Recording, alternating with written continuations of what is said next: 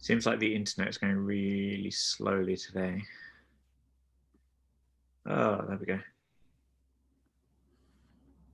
My watch has told me we're live, so it's official. Okay. I want it open so I can keep an eye on the comments in case anyone does. And I'll share it as well. There we go. And YouTube, just in case. Again, there are some comments. Hey, there it is. Cool. And you make sure it's muted. Okay. All right. We are good to go. So, welcome everyone. Yes. It is just Richard and Molly this week.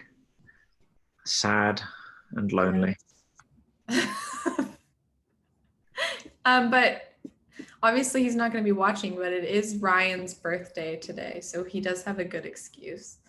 He does. So happy birthday to Ryan. There's probably some way to make some sort of comment, tag him. That's true.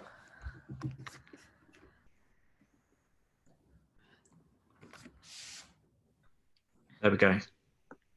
He's been tagged with a happy birthday. Okay. So we've done our due deference. And of course, Amber is celebrating with Ryan. And Tim Reed can't join us because he texted me he's eating into something. Actually, he said his work meeting would eat into this, but there we go. We will never stop mocking him for not being here because he was eating a burger. Yes. That's just the way things are going to be. So, should we do a bit of the story so far? Yeah, because I actually wasn't here last week, so I don't know how much was covered. Yeah. So, yes, once again, we managed to do a chapter. Okay. So this has gone from really being a read through where we thought, oh yeah, we'll do a bunch of chapters every week to not so much. Makes sense. But it is a really rich story. And so, yeah, we had Hannah, her prayer, her song, all the connections with Luke that were really cool. And then we started to see all the contrasts to Eli and his family. And then we did chapter 3 last week, and that was really cool because you've got God calling Samuel as a young person, and yeah, it's a really cool chapter. God's persistence and the trajectory of Eli and Samuel just like parting ways. Samuel's just increasing, coming more to prominence, and Eli is his ineptitude and spiritual blindness coming to the foreground. Yeah. And yeah, it was interesting, the kind of that chapter. Eli makes Samuel tell him, yeah, what did God say to you? Oh, just the downfall of your house and that you're a sinner and terrible, and and then Eli's like, oh well, Yahweh's Yahweh, let him do whatever seems good to him, which is just the worst response. Yeah. So yeah, real highs, real lows last week, but we finish on this sentence. The word of the Lord came to Samuel, and then God didn't let any of Samuel's words fall to the ground. So God's like, I'm going to stand by my new partner, Samuel. And the word of Samuel came to all Israel. So you've got this, like, which we've picked up on a few times, this kind of Moses Samuel thing. Like Moses, I think, is it Deuteronomy 18, I think, says there'll be another prophet who comes after me who's like me. And then you have judges, you have like men of God who share the prophetic word, stuff like that. But we don't have a national prophet until this moment, when all of a sudden we've got a national prophet again. So yeah, so that's where we left things. Okay. And now it starts to get really epic. Now, yeah, things get hairy for Eli. And so, yeah, just, I guess, right at the beginning here to say, if you're watching live, comment, ask questions, chat to us, because we want to interact with you guys. And if you are watching this later on, which most people do, you can still comment and let us know some questions, things like that. And we'd love to pick those questions up and see what people are thinking going through this book as well. And so, as is our wont, I guess read a bit and then talk about it. Perfect. And so I'm going to read Executive Decision. Great. So I'll read a bit till I get bored here. So Israel went out to battle against the Philistines, and they encamped at Ebenezer, and the Philistines encamped at Aphek. The Philistines drew up in line against Israel, and when the battle spread, Israel was defeated before the Philistines, who killed about 4,000 men on the field of battle. And when the people came to the camp, the elders of Israel said, "Why has the Lord defeated us today before the Philistines? Let us bring the ark of the covenant of the Lord here from Shiloh, that he may come among us and save us from the power of our enemies." So the people sent to Shiloh and brought from there the ark of the covenant of the Lord of hosts, who is enthroned on the cherubim. And the two sons of Eli, Hophni and Phinehas, were there with the ark of the covenant of God. Okay. So we've got a tragedy and a ton of scene setting around it. So you can kind of imagine the scene. Oh, and so the Philistines, this is actually, it's like our first run-in with the Philistines. We've had all the Canaanite nations in Judges and things, but the Philistines come to the fore. They're going to be like the like national enemy of Israel during this bit of history. Mm-hmm. So they're their rivals for the land, for cities, for resources, things like that. Yeah. And so they're the bad guys. And so they drew up their battle lines, and Israel defeated. 4,000 men die. It's pretty tragic. But the next verse is the interesting bit to me. So the Israelites are bummed, and they say, "Why has the Lord defeated us?" Yeah. And so that's really interesting. Because they were defeated by the Philistines, but it's their perspective on like what's just happened is really interesting. Yeah. And I even think their response of like, okay, let's go get the Ark of the Covenant. Oh, that is mind-boggling.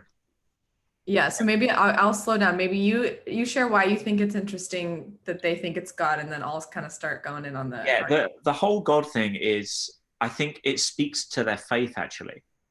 They had this expectation of like, Yahweh's with us. So when we go into battle, we win. That's who we are. That's what we do, because we've got Yahweh on our side. Mm-hmm. So when we don't win, which actually is the pattern of the book of Joshua, right? Mm-hmm. Like when they're following the covenant, they always win. Yeah, so they've got this pattern established. And so and this is like, their theology's right in many ways. Like, oh, we were defeated. And so Yahweh must have a problem with us.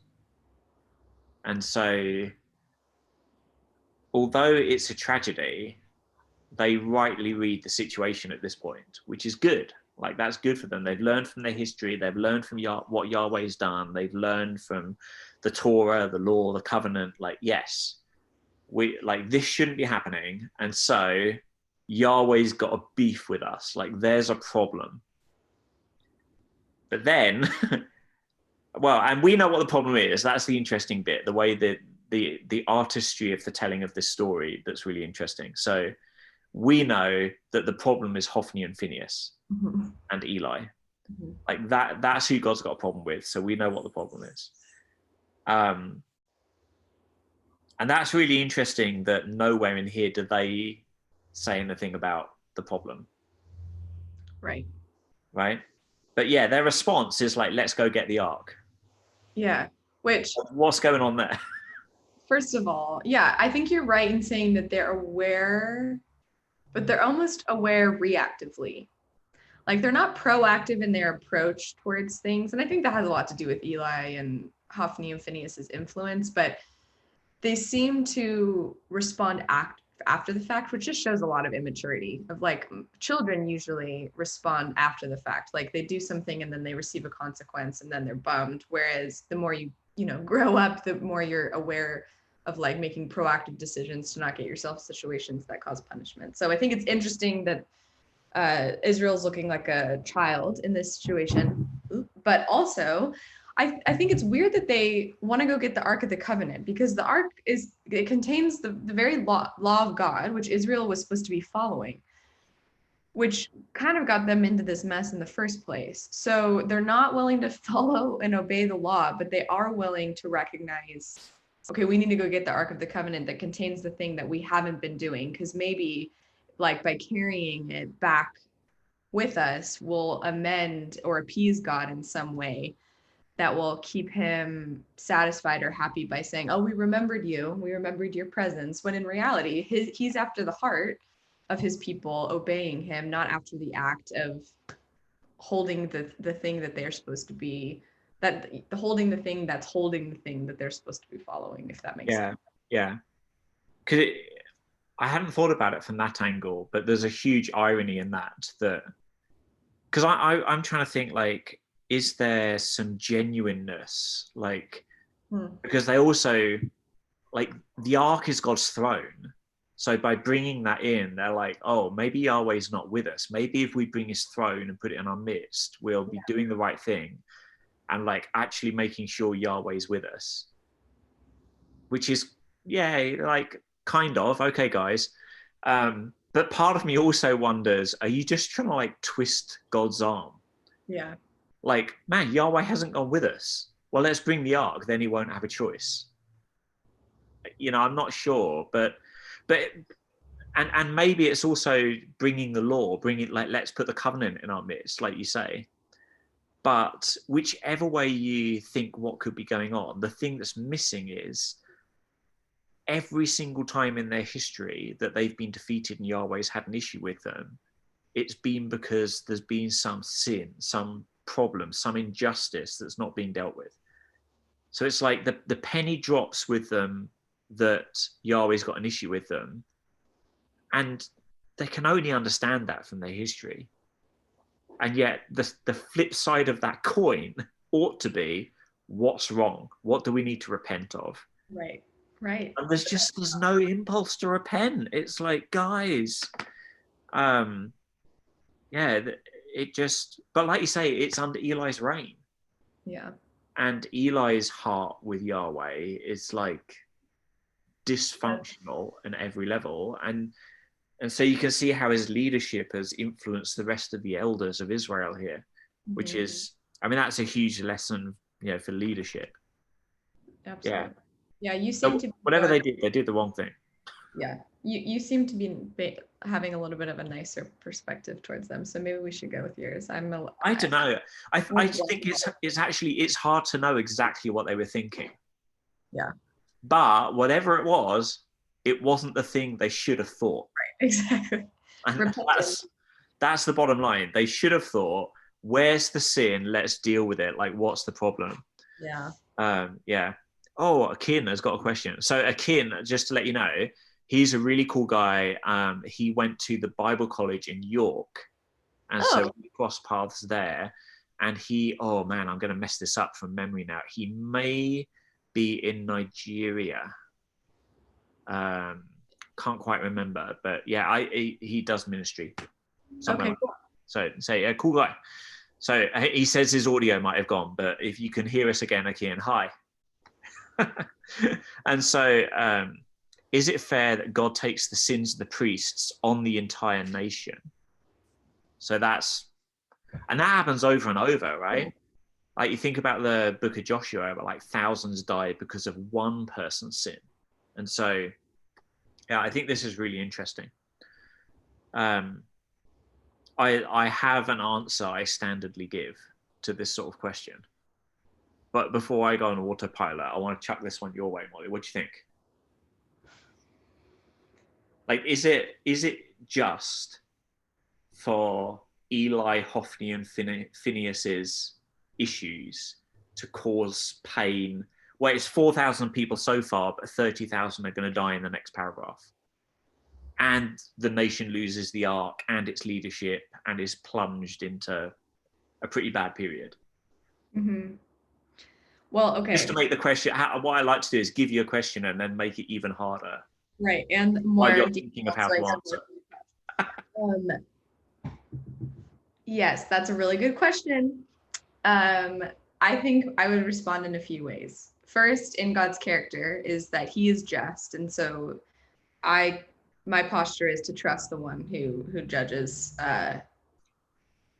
not necessarily without question, but I think like I know that God's character and his understanding of justice is higher than mine. And so Oh, I what like that. So it's like if I have an issue with this, realizing I'm probably not thinking rightly about it.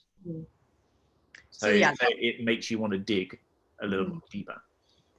Yeah, I also know leadership in the Bible, and this is something we've talked a lot about, Richard, has like that authority has a lot more to do with responsibility than power. And so I think what we're seeing here is the heavy responsibility that leadership costs and the repercussions of not taking seriously your leadership role and being submitted to God, because I think you see more of the an evidence of your impact by you don't just take the punishment on yourself, but you take the punishment for you and everyone that you're responsible for.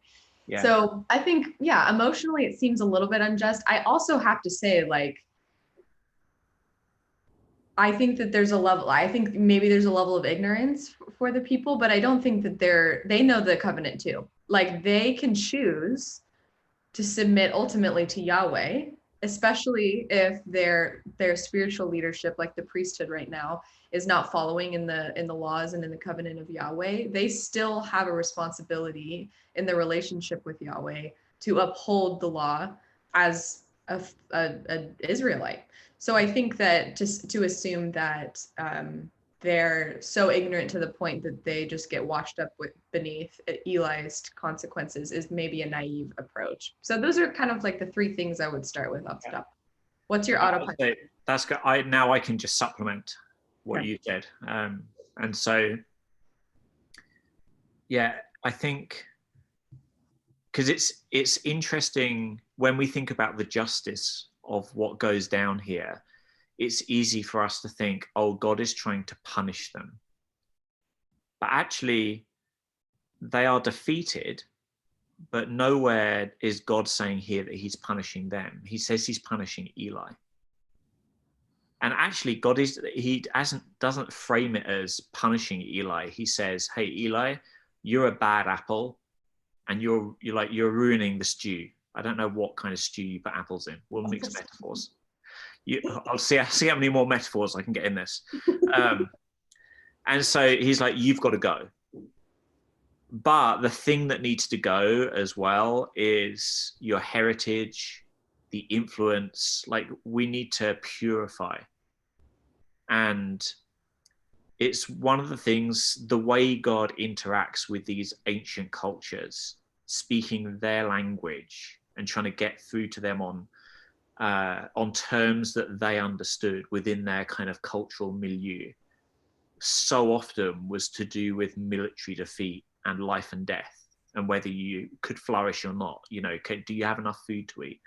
It was a more basic time, and so the language had to do with much more basic needs of life. And so there's a way of telling this narrative that's like, oh man, God's just being like so mean to all the Israelites. Or there's a way of telling the narrative that's like, wow, God has gone to an extreme length here to reach his people. Like, he could have just let Eli die, have made sure Hophni and Phinehas had no kids, slowly, moved things forward so that the nation changed. But he takes drastic action. And I think the way the story is recorded for us is supposed to help us see that drastic action was needed because there was a drastic problem, which highlights, again, the responsibility of leadership, spiritual leadership especially, and just how bad it was to take what's supposed to be the entrance to right relationship with God and turn it into something that becomes abusive. Mm. you know, the means of abuse of the oppressed. Like, it's really bad. But then I think there's another part of this, which is, it connects to, you said, like, man, they know the covenant, they know what's right and wrong. So their leaders may have confused them about this. And so there's mitigating circumstances maybe. But another thing that's happened is, even though like they haven't, like, I don't know, turned the women serving in the temple into temple prostitutes, like they may not have done some sort of explicit sin, they're entering into participating in the ways that Hophni and Phinehas have laid out, create an uncleanness in the nation and in all the people in the nation. And so the people may not be aware of their need to repent in terms of like, oh yeah, I remember, like, I murdered that guy. Like, I've been losing sleep over that, you know, like some overt action. But this is going to make them aware that you guys are unclean. Like, you actually, it's not just a matter of getting rid of Eli. What we need is a reform movement. Like, we need wholesale change, because uncleanness, that sort of sin, is like a stink. That's like, it's like the teenage boys, you know, who turn up at youth, right? And someone's like, dude, you stink. Like, this is terrible, you know? And it's not the same as walking up to them and be like, hey, I just saw you stab that guy in the car park. It's a different kind of interaction, but it's still an issue that needs dealing with. Yeah. And that's the thing, like, God here, he actually wants to reach out. He doesn't just want to impact Eli. He wants to impact all the Israelites who need changing here. And they need to realize that they've participated in something bad. And this is the way we deal with that today is changed culturally. Like, the language of interacting with stuff like that with discipline has changed so much. But in this culture, it's really easy. The way you understand you're bad is when bad stuff happens. And stuff was really bad. So God allows bad things to happen. And so, yeah, so it's a really interesting question. There's probably loads more to be said about it, but we do want to actually finish a chapter. So thank you, Akin, for a good question. You can keep thinking about that. We will keep moving along. You want me to keep reading? Yeah, let's read the next bit. Did you end at 4? That's right. They bought the ark. Yes, so it's verse 5. That's it. The ark has not come into the camp yet. That's the next thing. Okay. When the ark of the Lord's covenant came into the camp, all Israel raised such a great shout that the ground shook. Hearing the uproar, the Philistines said, "What's all this shouting in the Hebrew camp?" When they learned that the ark of the Lord had come into the camp, the Philistines were afraid. "A god has come into the camp," they said. "Oh no, nothing like this has happened before. We're doomed. Who will deliver us from the hand of these?" I feel like a dramatic reading needs a different tone of voice at this point. I know. I started reading like a children's book, honestly. That's what I like caught myself. I'm like, I could hear you doubting the way you were reading it.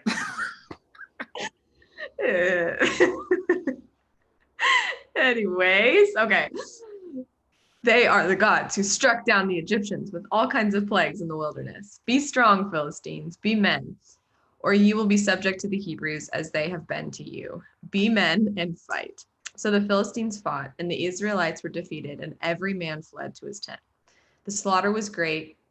Israel lost 30,000 foot soldiers. The ark of God was captured, and Eli's 2 sons, Hophni and Phinehas, died. Okay, a lot here. There we go. I mean, this is so surprising to me.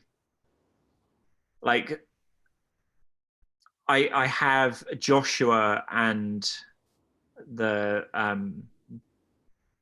siege of the city where they walk around the walls. What's it called? Jericho. Thank you. Need to remember my VeggieTales. Remember the stories. It may not be the last time there was a giant shout, but it just reminded me of like, oh yeah, like big shout, victory, you know. So I hear the kind of echo of past faith and Mhm. the working of Yahweh ringing in my ears. And the Philistines, in some way, like, okay, they're going to have a limited interaction with Israel and Yahweh, so we can leave them a little room for maneuver, but their theology is pretty good. Like, the Mhm. Philistines get it. Like, oh yeah, the ark, that's where they think God's throne is. Right. So Well, oh God, God has come into the camp. yeah. I think it is interesting that they assume, just like all the other world religions in the ancient Near East are primarily polytheistic. Mm-hmm. Um, they And thought of gods being more like local, like a god of this tribe or of this valley or of this river, or yeah. Yep. Yeah. So they assume, yeah, even though they're, like you said, their theology is a little off. A God, in my translation, a God has come into this camp. Who can deliver us from the hand of these mighty gods?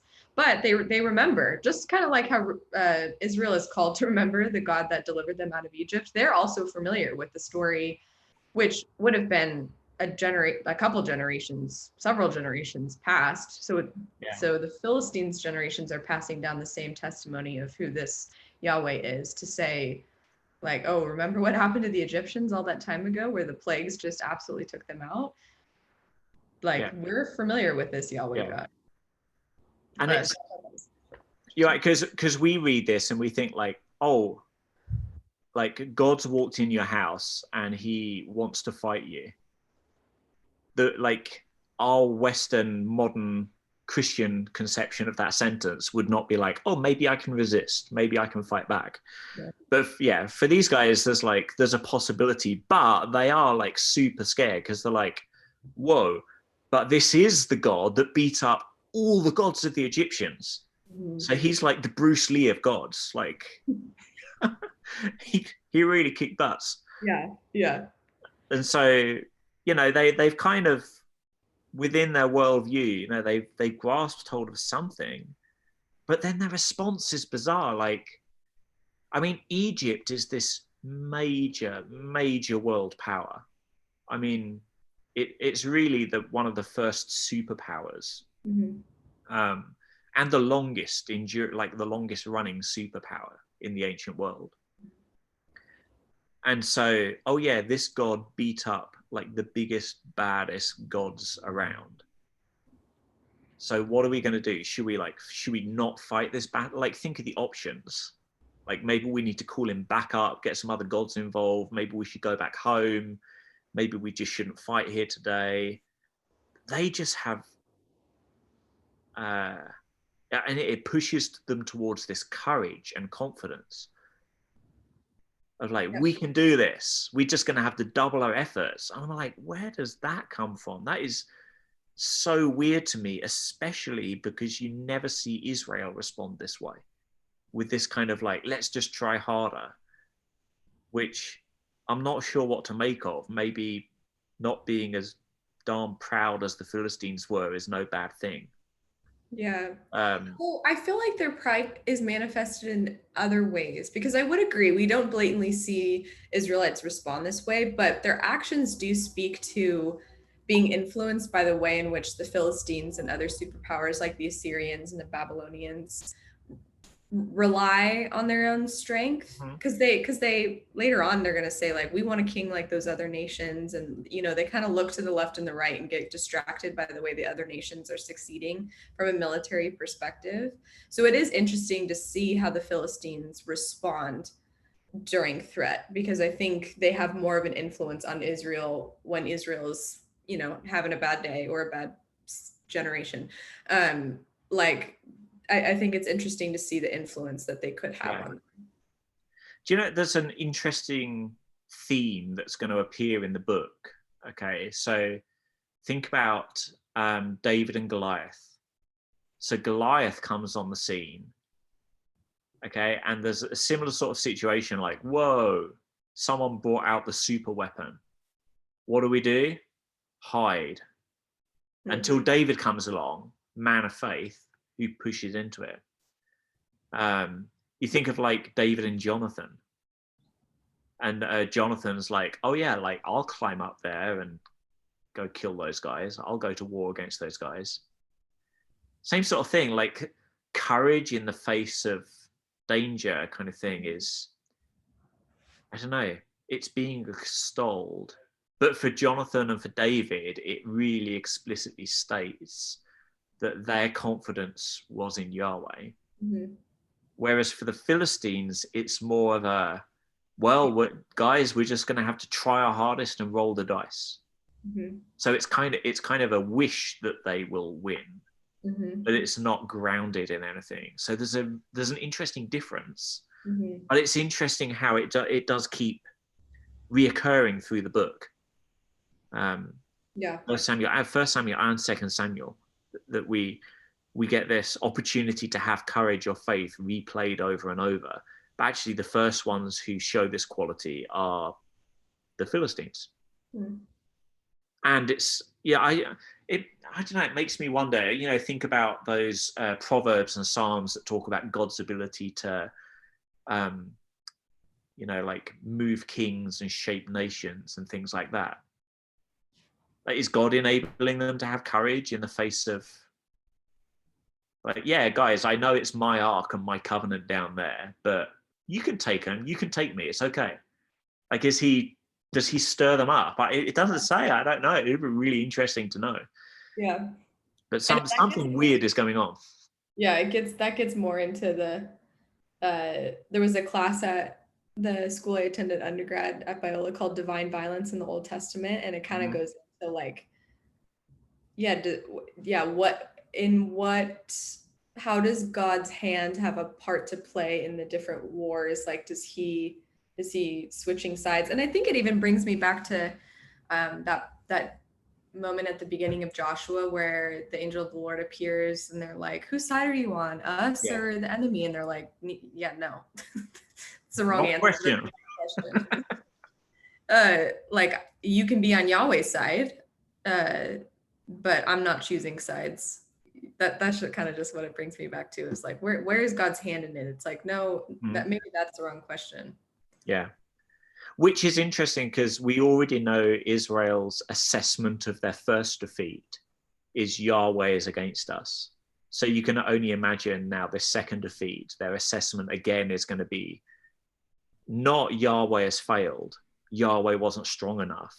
Like, the Israelite theology is good enough. They know that's not the issue. Right. The problem is Yahweh is against us. Yeah. And the fact that it's the dynasty of Eli, which we think, like, 3 guys die, so what? But this would be like the president, vice president, and secretary of state die. Like, the most prominent figures in your nation die. Yeah. You're going to be thinking, like, oh, there was trouble at the top. Yeah. So, and it's a tragic end, right? So the Philistines fight 30,000 foot soldiers. And then it's really interesting because throughout the rest of this chapter, it's going to keep pairing together. The ark is taken and Hophni and Phinehas die. Like, that, I would expect the narrative to be like, hey, let's just talk about the tragedy of losing the ark for a second. But let's follow the story of Hophni and Phinehas, but they're always together in the story, as if the author's inviting us to compare, like, what was the biggest deal here to people as they kind of processed these events. Because we're invited to see the biggest tragedy as the loss of the ark being of supreme importance. But we keep being reminded, like, oh yeah, but people are like, the thing that's really important as well, don't forget, like, Hophni and Phinehas have died, and that's a really big deal. So shall I read a bit more? Yeah, I know, come on. Yeah. We'll power on here. What time is it? Oh yeah, we're doing all right. So Hophni and Phinehas dead, right? A man of Benjamin ran from the battle line and came to Shiloh the same day with his clothes torn and with dirt on his head. When he arrived, Eli was sitting on his seat by the road, watching, for his heart trembled for the ark of God. And when the man came into the city and told the news, all the city cried out. When Eli heard the sound of the outcry, he said, "What is this uproar?" Then the man hurried and came and told Eli. Now, Eli was 98 years old and his eyes were set so he could not see. And the man said to Eli, I am he who has come from the battle. I fled from the battle today. And he said, how did it go, my son? He who brought the news answered and said, Israel has fled before the Philistines, and there has also been great defeat among the people. Your two sons also, Hophni and Phinehas, are dead, and the ark of God has been captured. As soon as he mentioned the ark of God, Eli fell over backwards from his seat by the side of the gate, and his neck was broken, and he died, for the man was old and heavy. He had judged Israel 40 years. Dun, dun, dun. This is really bad, but just flashbacks of the nursery rhyme Humpty Dumpty was in my mind because it's on the wall. Do you have a weird Hebrew version to the same tune that tells this story? Probably honestly disrespectful to call a Hebrew priest Humpty Dumpty. Yes. But and this is worse than the defeat of the Duke of York as well. That's true. We always imagine it's an egg, right? Isn't that what they paint as? Yeah, always pictures as an egg. Yeah. It's funny. I don't know. There's probably a history lesson in that somewhere. Yeah. Okay, details.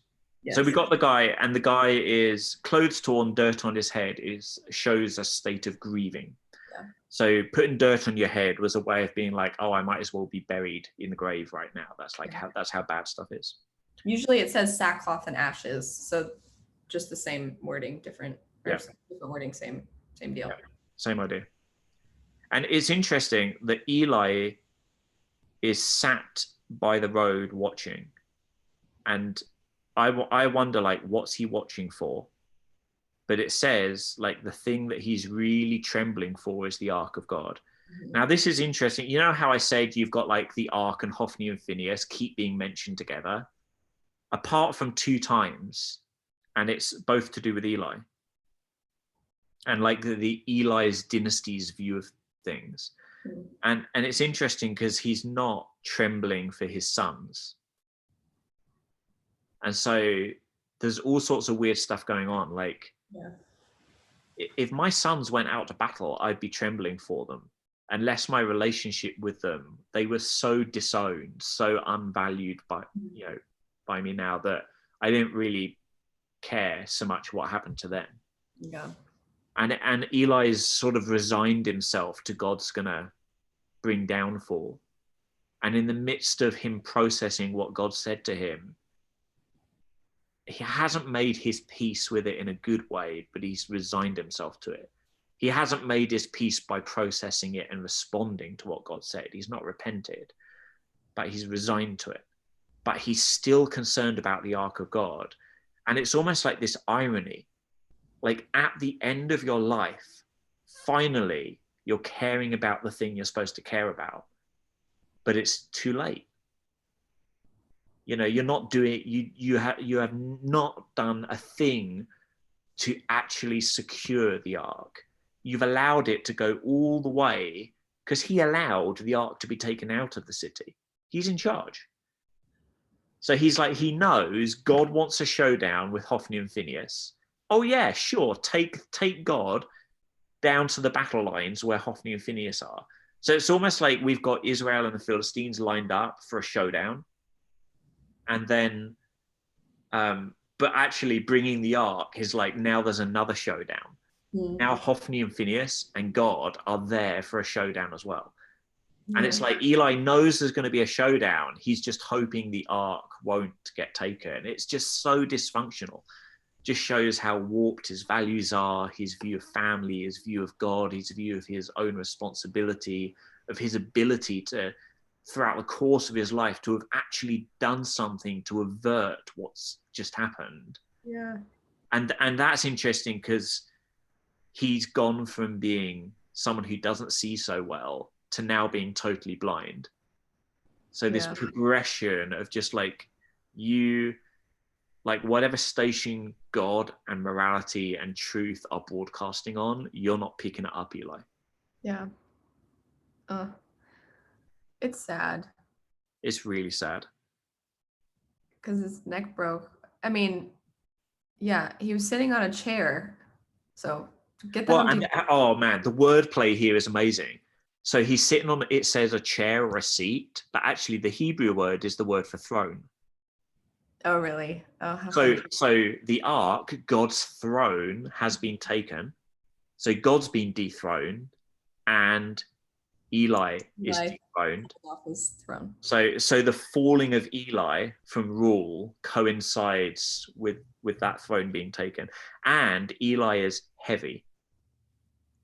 And this gets translated all different ways, but actually in English, when we say like, oh, weighty, it actually kind of has the same double meaning. Huh. So if we're like, oh yeah, like Adam, which I've chosen because I don't think I really know any Adams, right? He's a weighty guy. You'd be like, oh, eats a lot of pies, does he? Like a bit heavy, you know, he's putting a lot of weight, 20 stone. Like, yes, it can have that meaning. And actually, I think it does because part of the sins of Hophni and Phineas were greed, Yeah. right? And so Eli has, and it actually says in the previous chapter, has benefited from eating this stuff. Huh. And so he's fat. And so eventually, like Eli is shocked, but the reason he falls over and it breaks his neck is because he's so heavy, because he's so fat. He's killed by his sin, Mm. not by God.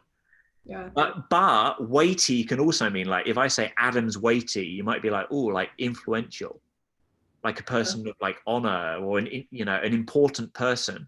And it Crazy. also means that it's this Hebrew word kabod. Mm. And so Eli is also, weighty in that sense. And so his weightiness has been deposed off the throne. And so, Yeah. yeah, and in the next paragraph, we get Ichabod, which is a play on the same root word again. And so, yeah, Mm. there's some important wordplay here that the author's trying to get us to think about what's happening to Eli's family, think about what's happening to the nation, and think about what's actually just happening to God himself. Yeah. Wow. Who would have known?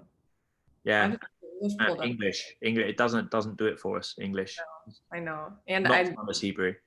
I know I'm I only know this because I read about it. My Hebrew is abominable. So well, and I just finished my last Hebrew class, and so yeah, so you should be all over this, Molly. I know, but I'm also keeping my distance for a bit. I need a break. English will do it for me for a little bit. English will do for a while. Yeah. Yeah. Do you I know think what? Oh, go on. no, I think it's just worth mentioning he led Israel for 40 years, and 40 seems to be a significant number for. Yeah, yeah, it does. The other thing I was going to say that's interesting is Eli is like the president of the country. He's the one who holds highest office in the nation.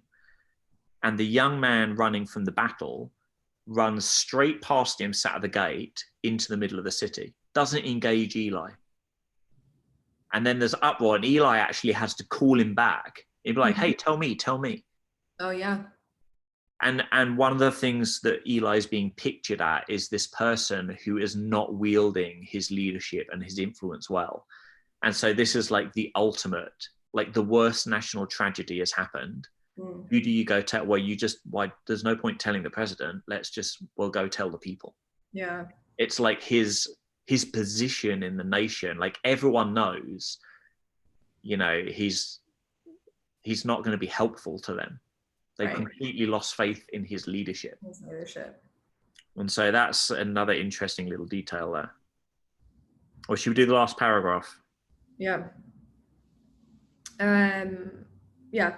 His daughter-in-law, the wife of Phineas, was pregnant and near the time of delivery. When she heard the news that the Ark of God had been captured and that her father-in-law and her husband were dead, she went into labor and gave birth, but was overcome by her labor pains. As she was dying, the woman attending her said, "Don't despair.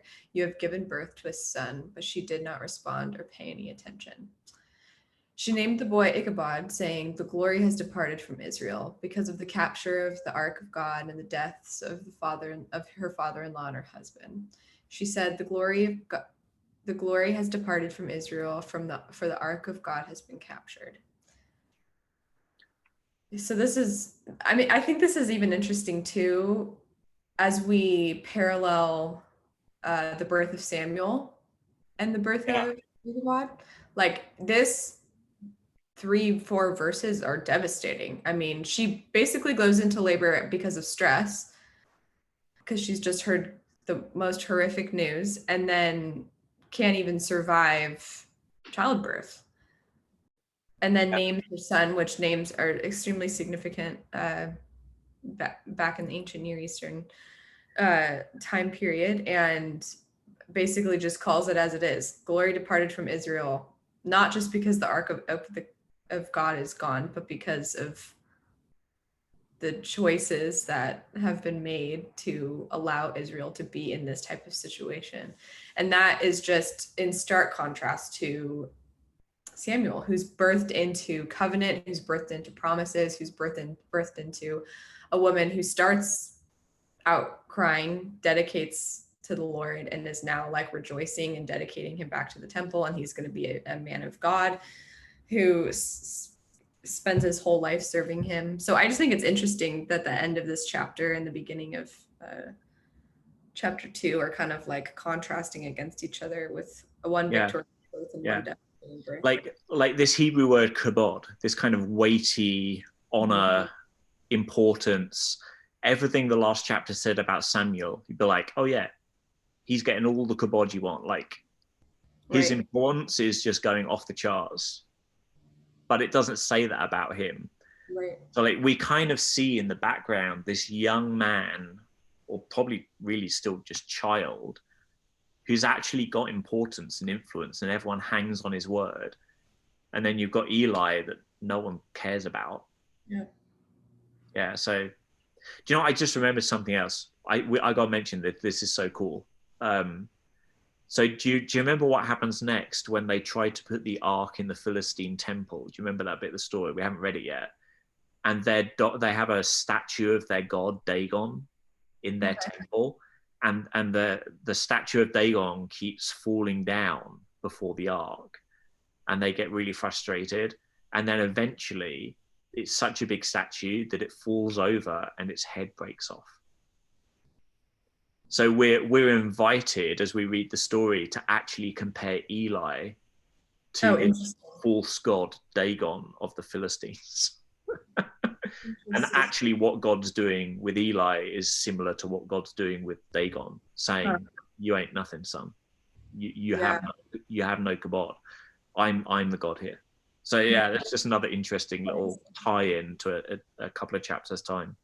And it honestly reminds me, and I think this happens in Second Samuel at the beginning.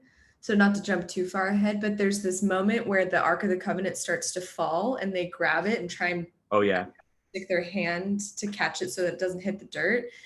And God snipes them basically. It's yeah, like, why do you think that your hand is cleaner than the earth? Like, which just speaks to like the sinfulness and lack of purity that the Israelites are walking in. So yeah, yeah, I'm always fascinated by that story, but it reminds me of that, of just yeah. That one is really interesting. It's um it's interesting. So this name. So the woman. It's interesting actually because the way she's portrayed here is not that she was kind of fighting for life but couldn't quite pull through, but almost like she just kind of gave up. Like yeah, she wouldn't answer, she wouldn't pay attention. She's just like, I don't care. I don't care. Just I'm gonna die. Um, and so her attitude is also mirroring a bit of Eli's, like because she's a part of that family. So it's kind of mirroring again, like that family's inability to be effective. But then the last thing she does is names the child Ichabod. So you've got that kabod thing, the weightiness, the heaviness, like the importance, and it's the preface, the Icha is like, where is the glory? Where's the weight? Like Eli's gone, my husband's gone, his brother's gone, which actually, just so we don't forget, is what God said would happen. hmm. And so the prophecy has come true. But yeah, so the the leaders that acted as if they had weight but really God shows didn't have weight that was going to bring about a good end, actually brought about death, they've gone. And the other source of this kind of weightiness and glory and stuff that they had was the ark, was Yahweh himself. And he's gone. And so she's like, what, we got nothing. We got nothing. Like, where's the glory? Like, where's the weight? And it's kind of a despondency and a hopelessness. Yeah, absolutely. Which is so interesting because it is a moment of national tragedy. Like, for Yahweh's visible, like the center of his expectation of his presence being with his people is the ark. And it's not until Ezekiel, when they go into captivity, that we see God's throne in the midst of his people disappearing again. This is like a super tragic, super rare event. And so, yeah, like grief, despondent, like it totally makes some sense. But you've got Samuel wandering around prophesying. Yahweh's talking to him. Like, yeah, I don't know, this chapter's so dark, it's easy to forget that against this backdrop, like, where's Samuel right now? Yeah. He's out there following Yahweh, doing what Yahweh's told him to do. Yeah. Yeah. I know this is a full chapter that mentions Samuel 0 times. Yeah.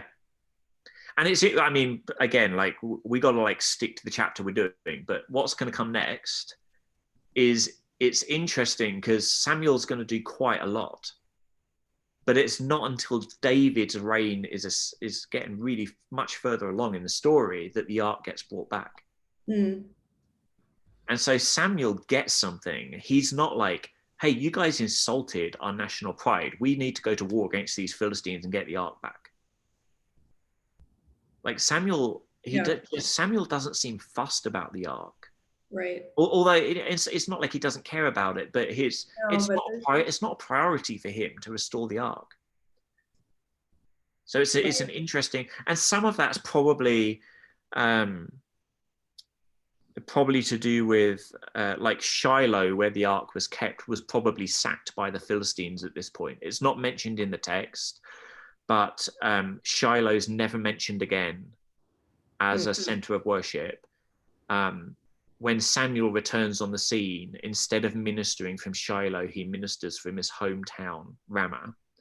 And there's a couple of other later Old Testament passages that talk about the destruction of Shiloh.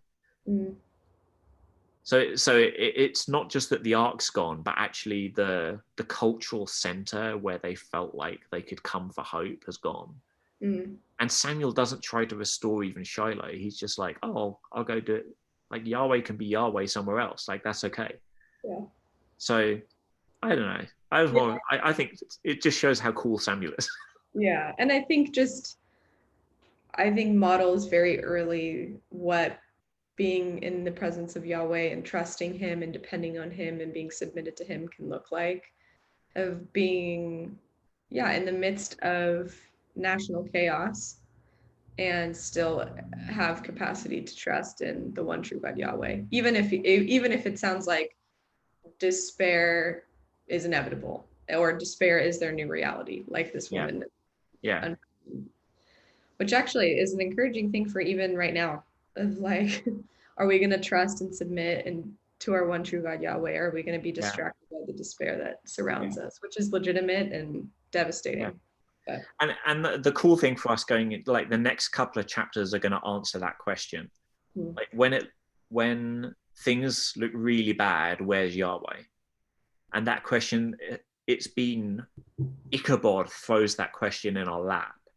And the next couple of chapters are going to answer with a resounding, like, well, Yahweh can be Yahweh even if he's captured by the Philistines. You know, and a bunch of other answers to that question as well, actually. So yeah, maybe there'll be some like a message of hope actually for our context as we kind of associate with the story. So that's a really good point. I like that. Yeah. All right, there we go. We did it. That's a chapter. So if you're watching now or watching later, I just want to let you know, really exciting. AJC College, we've got a new video dropping this weekend, and we're really excited about that. It's it's the same school, we're doing the same stuff, but we're Yeah. excited about telling the message with clarity and inviting people who maybe they want to explore their calling and get equipped to come be a part of it. And so, yeah, look out for that. We'll be posting that all over the place this coming week. Yep. Yeah. And if you or someone you know is interested, reach out to us, info@ajccollege.org. We'd love to chat with you. Even if you want to just know more about what the college is and how to apply and what you get at the end of 4 years, that kind of thing, please come talk to us. We'd love to chat all things AJC College. Yeah, absolutely. That's us. All right, I'm going to pray. Jesus, thank you for your word. Thank you for this chapter. And thank you for giving us the kind of, it's really evocative. It makes us think, but some really clear indications of what to avoid and what to pursue, of what's good and what's bad, what's going to be helpful for us in our heart and our attitude, and what's dangerous. And help us be learning what you have to show us, not just like generalized theology, but something personal where your spirit can put a finger on something in our heart and say, this is for you. Like, I want to talk to you about this, and where you can connect with us. And so keep us safe, encourage us. It's tough times. And so we ask just for an extra awareness that you're with us, and we wouldn't find ourselves asking the question like Ichabod, but instead would be really encouraged that we really see Yahweh on the move, and you'd strengthen us, strengthen our resolve to trust you, follow you, and see what you want to do. Amen. Amen. All right, well, thanks for watching, and next week, same time, another chapter. I would say more, but I think we seem to be doing well if we do a chapter, so we'll just say a chapter. All right, thanks for joining us.